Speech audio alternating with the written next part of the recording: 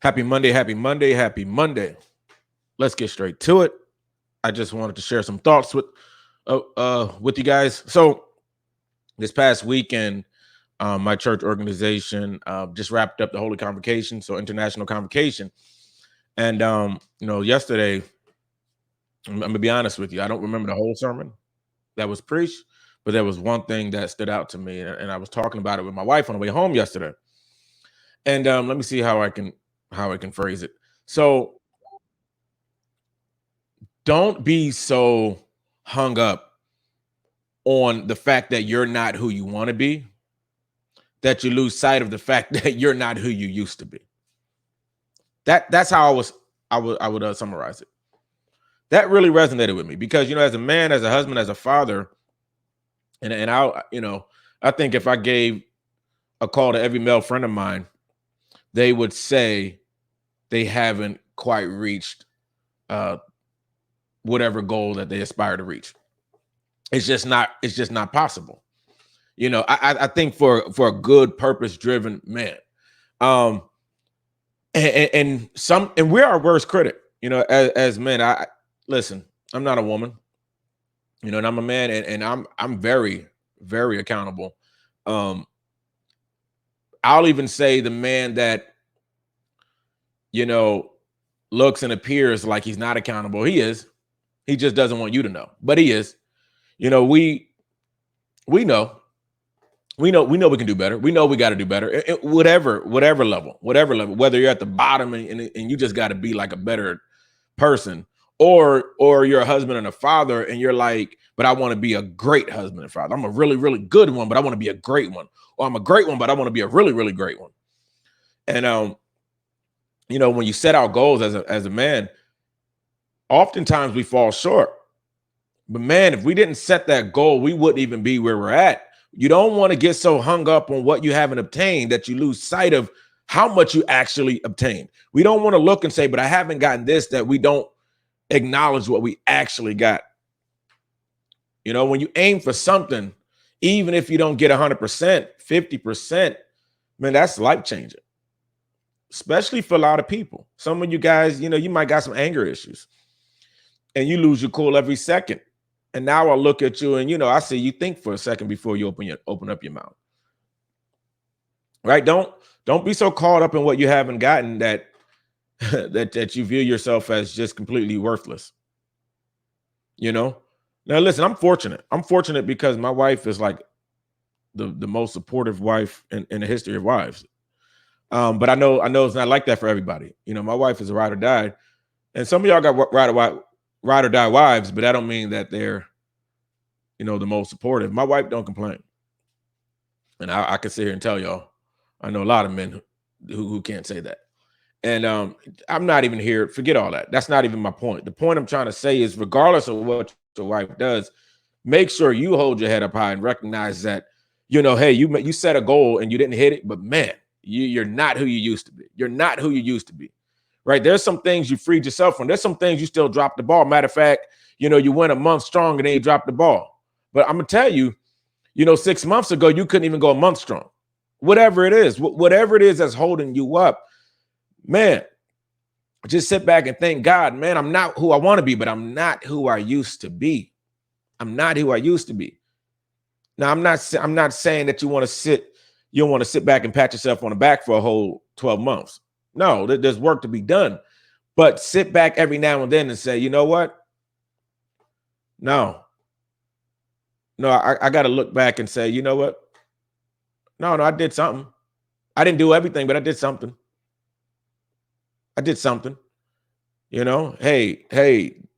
the man said I want to make $1 million, but I made $500,000. You know what I mean? Like, don't let the devil play yourself. Don't let the devil play yourself. Got you feeling like a failure because you haven't quite hit, everything you wanted to hit. But man, you're not who you used to be. I'm not who I used to be. I'm not who I used to be. I tell people all the time, man, listen, when I became a father and a husband, my foot still in my mouth because there's so many things that you thought would happen. There's so many things you thought you had figured out and you realize you didn't know anything. But man, respect to you because you get up and you keep going forward. Success is just failing over and over and over.